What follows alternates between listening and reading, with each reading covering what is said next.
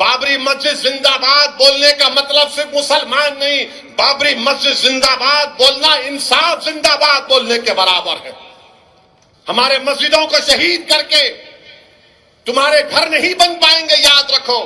हैदराबाद में मोदी सरकार पर जमकर बरसे असदुद्दीन ओवैसी, कहा बाबरी मस्जिद जिंदाबाद कहना इंसाफ जिंदाबाद कहने के बराबर है। देश में हमारी मस्जिदें हमसे छीनी जा रही हैं, वो सीईए के नाम पर हमसे दस्तावेज मांगेंगे।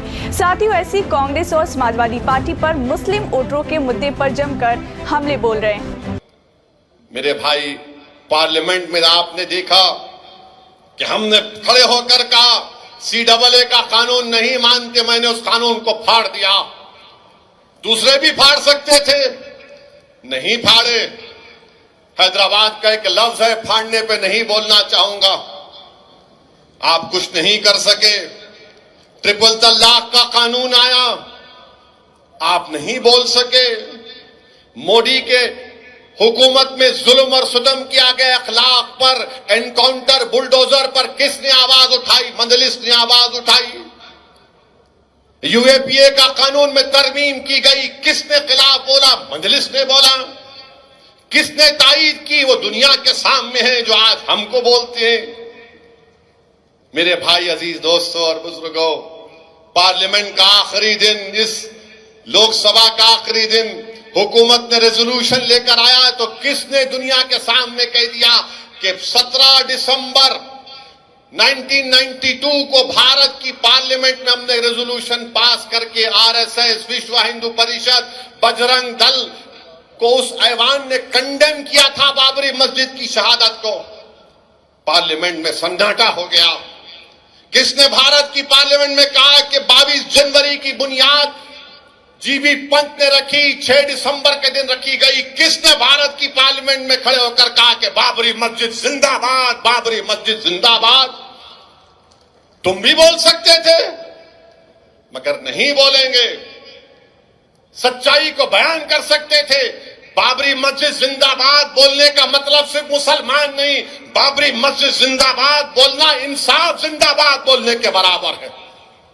हमारे मस्जिदों को शहीद करके तुम्हारे घर नहीं बन पाएंगे, याद रखो।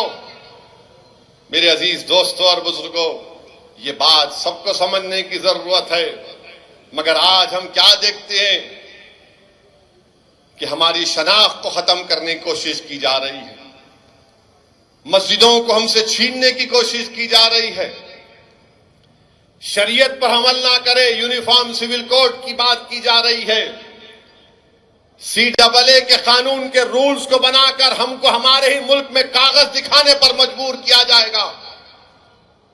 मेरे भाई, ये बात मैं आपसे कह रहा हूं, ये आपको समझने की जरूरत है।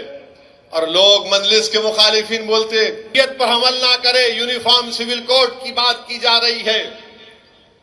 CAA के कानून के रूल्स को बनाकर हमको हमारे ही मुल्क में कागज दिखाने पर मजबूर किया जाएगा।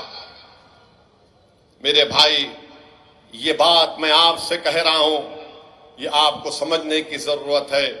तुम्हारे बरसों के इतिहास को तारा तारा कर दिया जाएगा, तुमको मजहब से दूर कर दिया जाएगा। तुमको नहीं नजर आ रहा है? तो क्या नजर आ रहा है तुमको बताओ। उत्तर प्रदेश में समाजवादी पार्टी के 6 MLA कूद गए बीजेपी में। क्यों कूदे? क्योंकि बीजेपी ने एक आलाजात अपर कास्ट के हिंदू को टिकट दिया राज्यसभा का। तो सब बोले ठाकुर है, पंडित है, चले जाएंगे। बार बार मजलिस से और भारत के दलित और मुसलमानों से बोलना कि सेक्युलरिज्म को बचा लो, ये हमारी जिम्मेदारी नहीं है, तुम्हारी है। उत्तर प्रदेश में समाजवादी पार्टी के 6 MLA कूद गए बीजेपी में। क्यों कूदे? क्योंकि बीजेपी ने एक आलाजात अपर कास्ट के हिंदू को टिकट दिया राज्यसभा का। तो सब बोले ठाकुर है, पंडित है, चले जाएंगे। और हम लड़ रहे हैं तमाम के लिए। महफिल का परस वो करेंगे कुछ नहीं, तो कौन बोलेगा उनको बी टीम? महाराष्ट्र में उलट पलट हो गई। ये नांदेड़ के अशोक राव बीजेपी में चले गए, सन्नाटा है, मुंह पे कोई आवाज नहीं आती।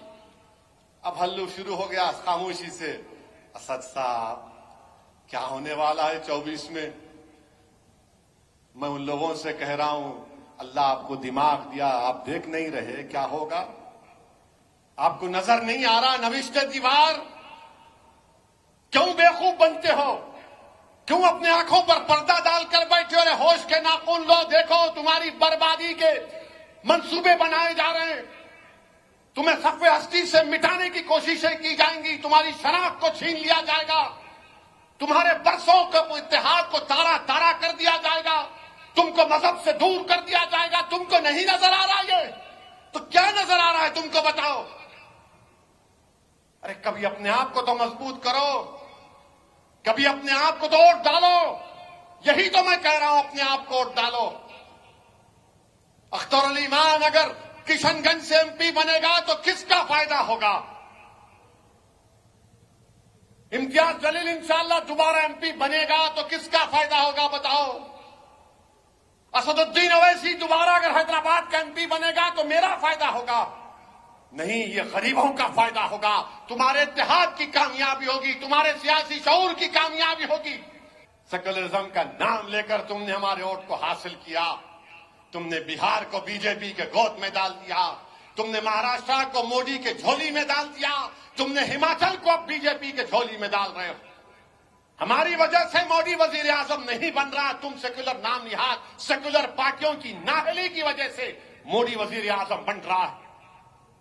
तुम मोदी को रोकना तुम्हारा काम है, हम तो खड़े हुए हैं।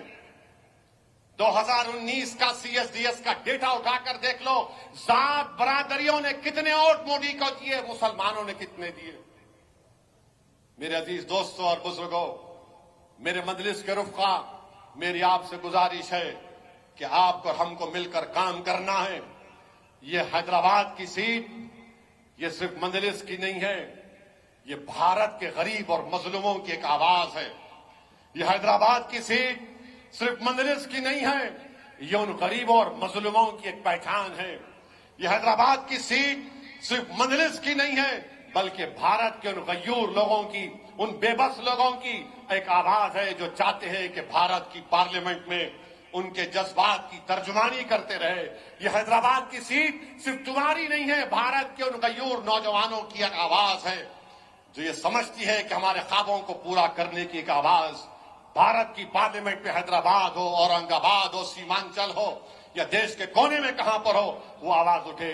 तो मेरी आप तमाम से गुजारिश है कि मजलिस को मजबूत करिए। ऐसी तमाम बड़ी खबरों के लिए देखते रहिए हिंदन्यूज़.लाइव। बहुत बहुत शुक्रिया।